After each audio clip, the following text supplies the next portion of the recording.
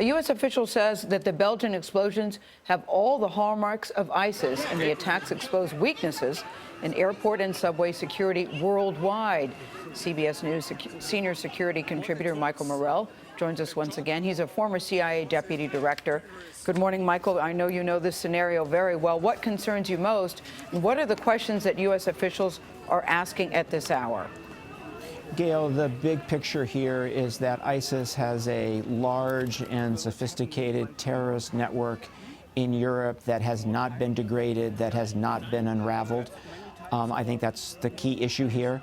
I think the next few days, the threat level is very high going forward for two reasons. One is terrorist attacks bring out copycats.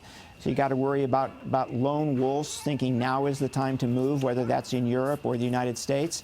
And I think you also have to worry about what other large attacks did Salah Abdeslam have in train that might get accelerated over the next few weeks or months. Michael, as Jeff Pegues pointed out to us, this attack at the airport occurred in the departure lounge before anyone went through security. The first near a counter where customers paid for overweight baggage. The second bomb went off near a Starbucks. What does this tell us about security right now? So, Anthony, terrorists study the security that we put in place. So when they look at an airport, they see it's very difficult to get weapons, explosives beyond the security checkpoint. So they adjust to that. And one of the ways they adjust to that is set off your explosives, do your attacks before the security checkpoint. So it's simply a reflection of them adjusting to our security protocols. Are we going to have to adjust our security too? Are we going to have checkpoints before you even get in the airport now?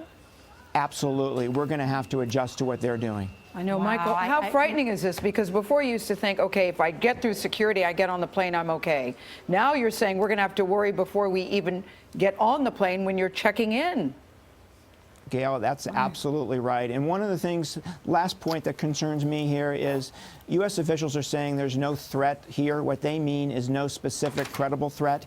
But ISIS wants to bring that same attack capability that they built in Europe. They want to bring that to the United States. We don't have a good understanding of where they are in that.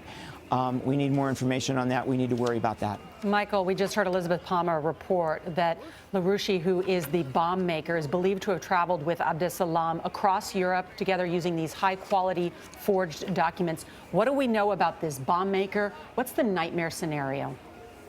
The nightmare scenario for me is the bringing together of two things, Nora. The first is their ability to have bomb-making facilities in Europe, have bomb makers in Europe, build these bombs in Europe. That's one. The other is we know that they have the capability to make chemical weapons, and they've used those chemical weapons in Iraq and Syria. Bring those two things together, a chemical weapons manufacturing capability in Europe and an attack in Europe using chemical weapons. I worry about that a lot. All right, Michael, we're all worried about a lot of things this morning. We thank you very much for joining us.